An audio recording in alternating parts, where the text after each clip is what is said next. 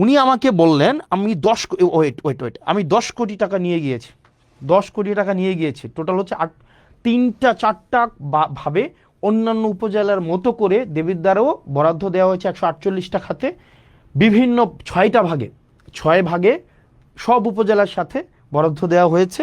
এবার দেখেন প্রত্যেকটাই টেন্ডার প্রক্রিয়ার মধ্য দিয়ে হয়েছে, কোনোটায় ওয়ার্ক অর্ডার আছে, কোনোটার ফার্স্ট বিল দেওয়া হয়েছে, কোনোটা এখনো কাজ কমপ্লিট হয় নাই, কোনোটার এখনো পর্যন্ত কাজেও যায় নাই।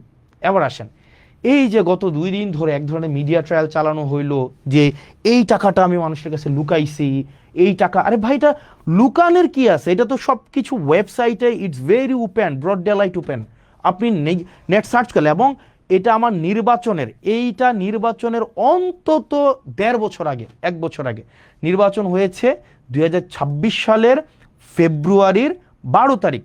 আর এই যে এটা হচ্ছে 2025 সালের ফেব্রুয়ারির 10 তারিখ বা 9 তারিখ, আর কোনোটা হচ্ছে 2024 সালের নভেম্বরের 10 তারিখ। তাইলে 1 বছর আগের যখন আমি এই কাজের রেসপন্সিবলও না, অন্যান্য উপজেলার মতো করে আমার দেবিদ্বারও হচ্ছে বরাদ্দ দেওয়া হয়েছে, অন্যান্য সব উপজেলায় দেওয়া হয়েছে।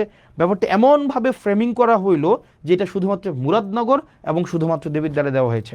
আপনাদের যদি চর্মচক্ষু থাকে এবং একটু জ্ঞান বুদ্ধি থাকে, যারা প্রপাগান্ডা করেছেন, আপনারা শুধুমাত্র নেটে সার্চ করলেই আপনার এই জিনিসটা স্পষ্ট চলে আসে, এবং কোন অর্থ কোন খাতে কয় টাকা গিয়েছে এবং এটা কোন প্রক্রিয়ায় গিয়েছে, এটা কি ব্যক্তির হাতে টাকা দিয়েছে নাকি হচ্ছে এই টাকা টেন্ডার প্রক্রিয়ার মধ্য দিয়ে গিয়েছে, এই টাকা কে হচ্ছে খরচ করবে, একটা পয়সা এক্ষেত্রে এমপি বা স্থানীয় সরকারের কারো কোনো সংশ্লিষ্টতা নেই, নো ওয়ান, অ্যাবসলিউট জিরো, কারোর সাথে কোনো সম্পৃক্ততা নেই।